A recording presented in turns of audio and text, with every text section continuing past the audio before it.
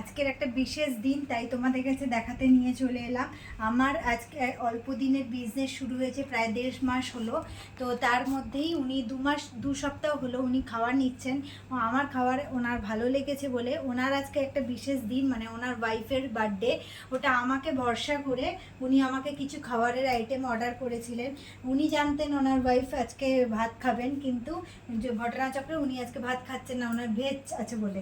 তাও উনি এইগুলো অর্ডার করেছেন ওনার ওয়াইফের পছন্দ মতো খাওয়ার। প্রথমেই আছে জন্মদিনের বিশেষ পায়েস, তারপরে হচ্ছে মানে এটা ছাড়া জন্মদিন হয় না।